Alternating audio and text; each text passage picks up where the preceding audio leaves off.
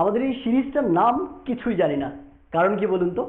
আপনাদের মধ্যে অনেকেই আছে যারা বলেন আমাদেরকে যে স্যার ইংরেজির কিচ্ছু জানি না, আমাদেরকে শেখান। তো যারা একদম ইংলিশের কিচ্ছু পারেন না তাদের জন্য এই সিরিজের প্রত্যেকটা ক্লাস অতি গুরুত্বপূর্ণ। তো শুরু করছি। আমাদের খুবই বেসিক একটা লেসন দিয়ে আমরা শুরু করব। এটা যারা জানেন তারা মনে করবেন যে এত ইজি ক্লাস। ঠিক আছে, খেয়াল করে দেখেন। আপনি বাক্য বানাতে গেলে বা ইংরেজি বলতে গেলে আপনাকে প্রোনাউনগুলো জানতে হবে, প্রোনাউনগুলোর অর্থগুলো জানতে হবে, কোনটার অর্থ কি জানা খুবই গুরুত্বপূর্ণ। যেমন আমরা জানি হি মানে সে, আমি জানি 90% পিপল আপনারা জানেন, কিন্তু তারপরে আমরা একটু শিখে নিচ্ছি।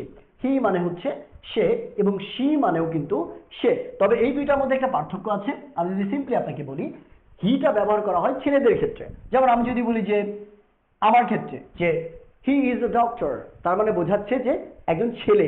হি মানে হচ্ছে এখানে একজন ছেলে। আর যদি বলি শি ইজ এ ডক্টর, তার মানে একজন মেয়ে একটা ডক্টরকে বোঝানো হচ্ছে।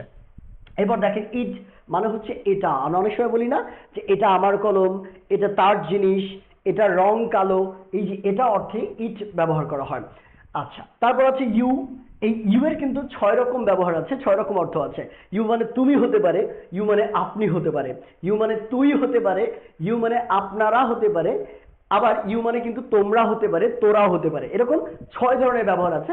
আমি দুইটা দিয়েছি, অর্থাৎ আপনি, তুমি, তুই, আপনারা, তোমরা, তোরা, এই 6টা। ঠিক আছে। উই মানে হচ্ছে আমরা। উই মানে কি? আমরা। এই যে আমরা সবাই মিলে একসাথে ইংরেজি শিখছি, এটাকে আমরা বলি আমরা। We are learning together. তারপর দেখেন দে। দে মানে হচ্ছে তারা। তারা আমরা বলি না তারা আমাদের সাথে দেখা করবে, তারা ওখানে অপেক্ষা করছে, তারা গতকাল আমাদের সাথে কথা বলেছে। এই তারা অর্থে আমরা দে ব্যবহার করি, দে। ওকে। দেম মানে তাদেরকে। তাদেরকে এখানে ডাকো, তাদেরকে এখানে বসাও, তাদের সাথে কথা বলতে যাও, তাদের সাথে আলোচনা করো। এই তাদের কে এরকম অর্থে আমরা দেম ব্যবহার করি। তাদের কে অর্থে আমরা দেম ব্যবহার করছি। দেয়ার মানে হচ্ছে তাদের, কারো কিছু থাকা অর্থে। যেমন তাদের অনেক টাকা আছে, তাদের অনেক সম্মান আছে, তাদের আছে। এই তাদের অর্থে দেয়ার ব্যবহার করা হয়। খুব সিম্পল কিছু ব্যাপার।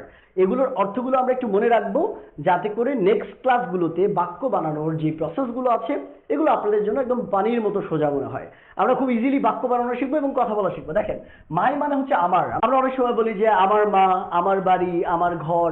ঠিক আছে, খেয়াল করে দেখেন আমার গাড়ি, এই অর্থে কিন্তু আমরা মাই ব্যবহার করি। খেয়াল করে দেখেন। এরপর দেখেন মাইন। মাইন অর্থ হচ্ছে আমার, তবে এটা ডিফারেন্ট একটা ব্যবহার আছে, আমরা পরবর্তী ভিডিওগুলোতে ইনশাল্লাহ শিখবো।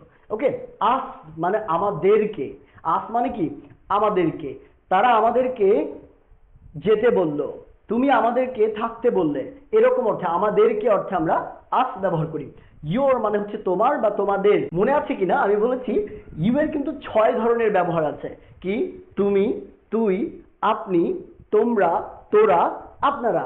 ঠিক সেম ভাবে এই যে তোমরা বা তোমাদের বা আপনাদের, এইরকম প্লুরালগুলোর অর্থ আমরা ব্যবহার করি কি হিসেবে?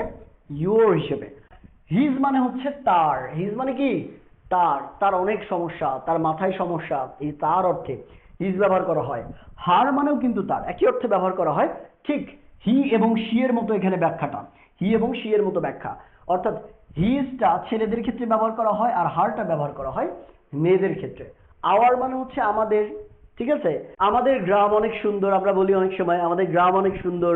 তারপর আমাদের বাবা অনেক ভালো মানুষ, আমাদের বাবা অনেক ভালো মানুষ। তারপর আমরা অনেক সময় বলি যে আমাদের ঘর বাড়ি তেমন কিছুই নেই, আমাদের অর্থ সম্পদ তেমন কিছু নেই। আমাদের অর্থে আমরা আওয়ার ব্যবহার করছি। মাই সেলফ কথাটা ব্যবহার করা হয় নিজে অর্থে। এই সেলফের সাথে আরো কিছু প্রোনাউন রয়েছে, শুধু এটাই না। My self, your self, our self, their self, এরকম আছে। তো সেক্ষেত্রে এটা মানে কি? এটা মানে হচ্ছে আমি নিজে, তুমি নিজে, এরকম অর্থ প্রকাশ করে। সেলফ যুক্ত থাকলেই নিজে অর্থ প্রকাশ করবে। যদি মাই সেলফ হয় তাহলে আমি নিজে, যদি ইয়োর সেলফ হয় তাহলে তুমি নিজে, যদি হিমসেলফ হয় তাহলে সে নিজে, এরকম অর্থ প্রকাশ করবে। নিজে মানে কি? আমরা অনেক সময় বলি যে আমি নিজে নিজেকে বাতাস করছি, আমি নিজে নিজেকে শাস্তি দিলাম, সে নিজে নিজে কাজটা করছে। এই যে নিজে নিজে করা, এই অর্থে আমরা এই সেলফ যুক্ত প্রোনাউনগুলো ব্যবহার করি। সো আপনাদের প্রথম কাজ কি? প্রথম ক্লাসের প্রথম কাজ হচ্ছে এই সবগুলো প্রোনাউনের অর্থগুলো মুখস্থ করে ফেলা। একটু খুব সুন্দর করে মুখস্থ করে ফেলবেন, যাতে করে পরবর্তী আমাদের ক্লাসগুলোতে খুবই ইজিলি আপনি বাক্য তৈরি করতে পারেন এবং এগুলোর ব্যবহার খুব সুন্দর করে জেনে নেন। ঠিক আছে, কিছুই পারি না সিরিজের 2 নম্বর ক্লাসে আপনাদের স্বাগত। যারা একদম শূন্য থেকে স্পোকেনটা শিখতে চান বা একদম কিচ্ছু জানেন না ইংরেজির, তাদের জন্য আমাদের এই সিরিজটা। এবং আজকে আমাদের দ্বিতীয় ক্লাস। আজকে আমরা কি শিখবো? শিখবো পার্সন। খুবই ইম্পর্টেন্ট একটা জিনিস। বাক্য বানাতে গেলে আপনাদের এই পার্সন সম্পর্কে আপনি অবশ্যই ধারণা রাখতে হবে। তার মানে আমরা অনেক সময় বলি না যে ফার্স্ট পার্সন, সেকেন্ড পার্সন,